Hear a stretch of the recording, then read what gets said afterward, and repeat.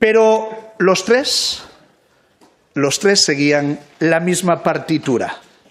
Una melodía de sobres con dinero, pisos e incluso señoritas para los cargos y ministros socialistas que presuntamente favoreciesen sus negocios. Ya podían ser obras públicas, rescates de empresas, compra de mascarillas, pruebas de laboratorio, deudas tributarias, licencias de hidrocarburos o lingotes de oro. Esta es la realidad en la que se han estado moviendo el Gobierno de España y el Partido Socialista a lo largo de los últimos años. Los que creíamos que el Gobierno estaba paralizado, tenemos que reconocerlo, estábamos equivocados. Estaba el Gobierno más activo que nunca, muy activo, pero para operaciones francamente inconfesables. Ayer, desde el Partido Socialista, al señor Aldama, al mismo que tuvieron metido hasta la cocina en la sede del Partido Socialista y en distintos ministerios, le llamaron individuo de ese calibre y dijeron que no se le puede dar crédito al individuo de ese calibre. ¿Por qué le dieron crédito ellos entonces para representar al PSOE en encuentros internacionales? ¿Por qué le dieron crédito ellos para formar parte de delegaciones oficiales del Gobierno en el extranjero? ¿Por qué le dieron crédito ellos para comprar material sanitario a sus empresas? Dicho de otra forma, si Aldama era de fiar para darle teléfonos seguros desde el Ministerio del Interior, ¿por qué no es de fiar ahora? Si Aldama era de fiar para ponerle en copia de los correos internos del Gobierno, como acredita la auditoría encargada por el señor Óscar Puente, ¿por qué no es fiable ahora? Y si Aldama era de fiar para tener reuniones de negocios con la mujer del presidente, ¿por qué ha dejado de ser fiable precisamente ahora? ¿Por qué el señor Aldama era de fiar para hacer negocios con el Gobierno de España y para tener reuniones en la sede del PSOE, pero deja de serlo justo cuando empieza a hablar de quien ganaba dinero con esos negocios y con esas reuniones? La pregunta que hay que hacerse es ¿por qué al Partido Socialista y el Gobierno de Sánchez dieron crédito durante años a un individuo de ese calibre, según sus propias palabras? Esas son las explicaciones que tiene que dar Pedro Sánchez y el Partido Socialista. Si las declaraciones de Aldama son mentiras de un delincuente, entonces tendrán que explicar por qué un delincuente estaba metido en el núcleo de su gobierno. Aquí lo que está pasando no es que una persona cualquiera se haya ido a un juzgado a declarar contra el Partido Socialista y contra el Gobierno. Lo grave es que esto lo esté declarando alguien que era un socio preferente del Gobierno y un visitante habitual de Ferraz. Y lo grave es que lo esté declarando porque la Audiencia Nacional y la Guardia Civil le hayan pillado delinquiendo los negocios que hacía con el propio Gobierno de España. La realidad es que todos los delitos por los que se está investigando a esta persona los habría cometido gracias a la colaboración de algún cargo o del Partido Socialista o del Gobierno de España. Dicho de otra forma, si es un delincuente, es su delincuente. El calvario del Partido Socialista no ha hecho más que empezar. El señor Aldama está ahora mismo investigado por pertenencia a organización criminal, blanqueo de capitales y delitos contra la hacienda pública. El señor Koldo García Izaguirre, que declara hoy, está investigado por organización criminal, tráfico de influencias y cohecho, los mismos que Ábalos.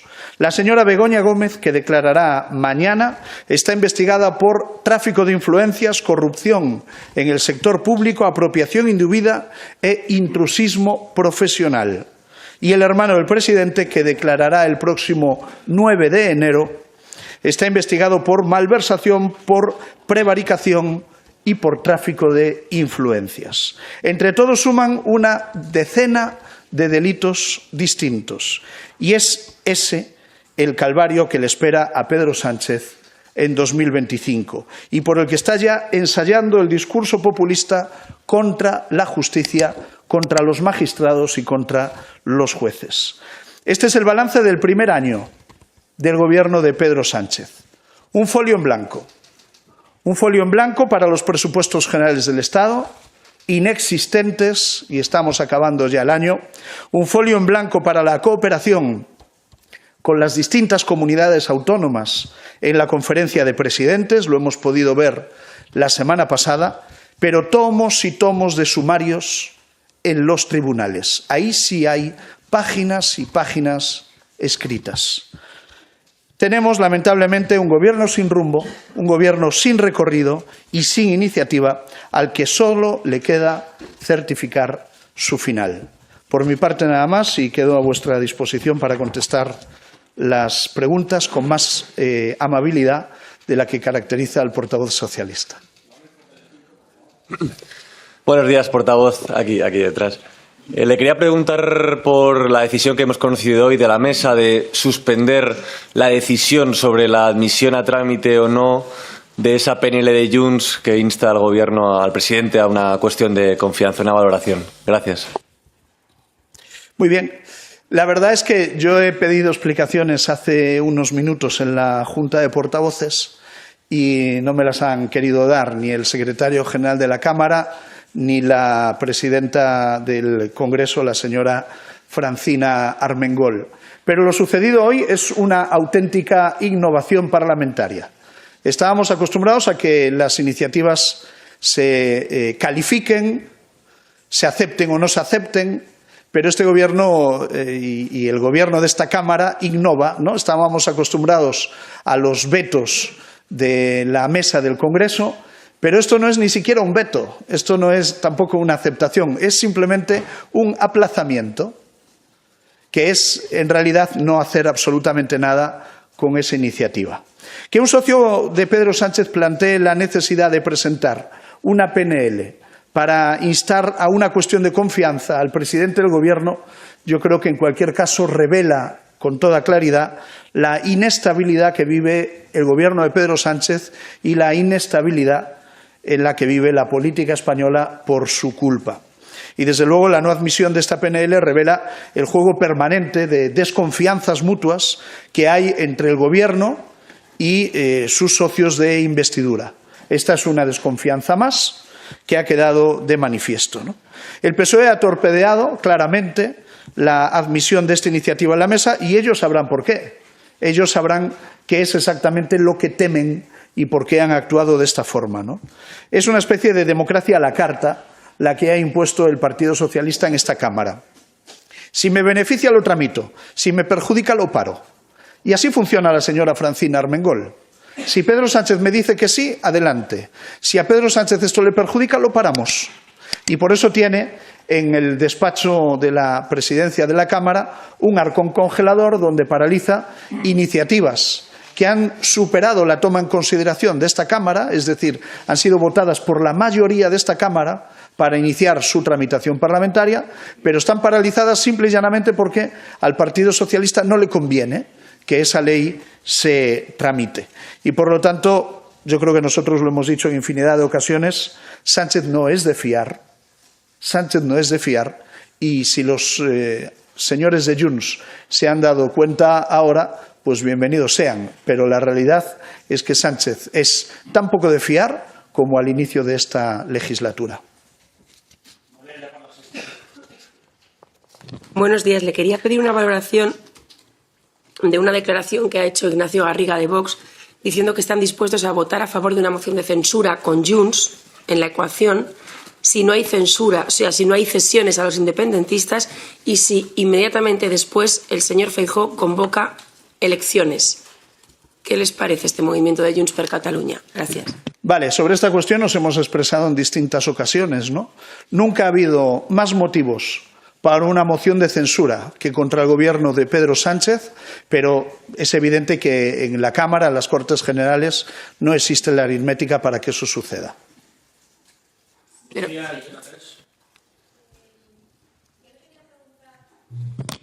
Hola, portavoz, buenos días. Yo le quería preguntar si finalmente se admite que se tramite la PNL de Junts, aunque sea más adelante, ¿el Partido Popular votaría a favor? Gracias.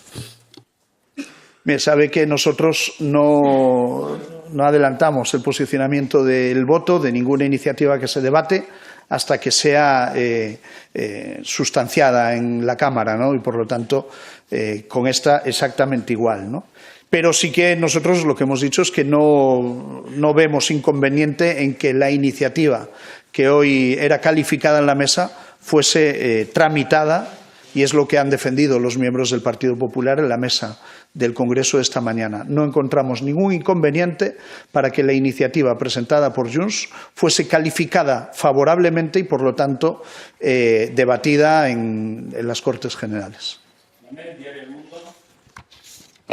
Buenas tardes, portavoz. Precisamente por Junts le quería preguntar, esta semana, el miércoles en el Senado, corríjame si me equivoco, y el jueves aquí se van a ver las enmiendas de la reforma fiscal. El PP ha introducido enmiendas sobre fiscalidad de vivienda, sobre fiscalidad para los jóvenes y el ahorro.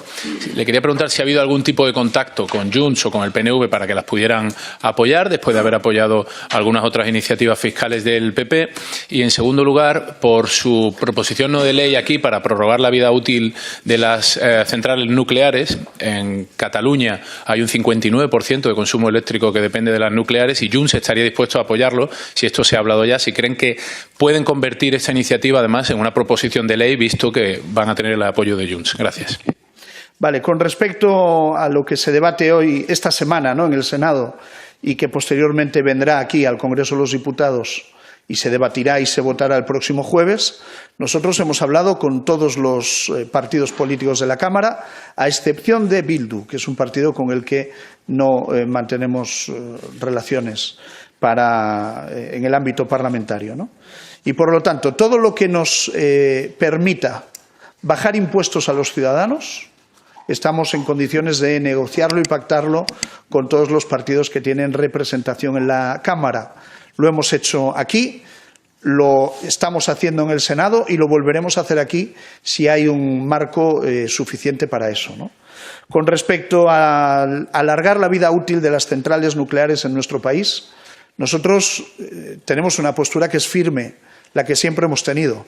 No tiene ningún sentido el cierre programado, adelantado por parte del Gobierno de España, encabezado y liderado por la señora Teresa Rivera, para las centrales nucleares de nuestro país. Nosotros estamos en contra del cierre de la central de Almaraz, en Extremadura, y también de las distintas centrales nucleares que están funcionando con normalidad y que permiten, además, garantizar el suministro eléctrico en nuestro país. Hemos presentado distintas iniciativas aquí en la Cámara en ese sentido y no descartamos seguir haciéndolo, ¿no? En el calendario de cierres de distintas centrales nucleares es la de Extremadura la que va por delante, la más preocupante, porque si no se garantiza la posibilidad de continuar de esa central nuclear, el calendario de cierre programado se puede activar y, por lo tanto, si no actuamos pronto, el cierre puede ser irreversible.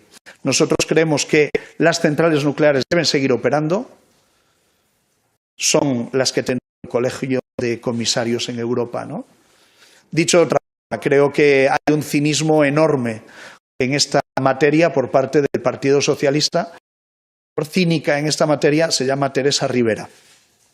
Si, aliándonos con los distintos partidos con representación en la Cámara, conseguimos parar el cierre de las centrales nucleares de nuestro país, no tenga ninguna duda que hablaremos con cualquier formación política para tratar de conseguirlo.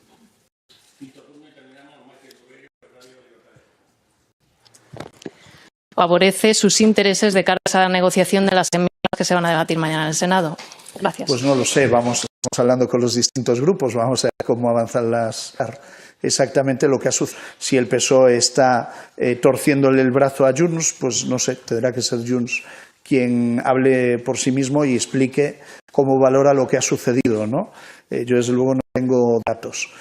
Nosotros vamos a tratar de bajar los impuestos en España porque creemos que es una carga para las familias de nuestro país y es una merma en la competitividad de las pequeñas y medianas empresas españolas frente a nuestro entorno comunitario. Por lo tanto, vamos a trabajar de la mano de cualquier formación política que quiera sumar sus votos a los nuestros para que en España no se sigan subiendo impuestos como pretende el Gobierno de España.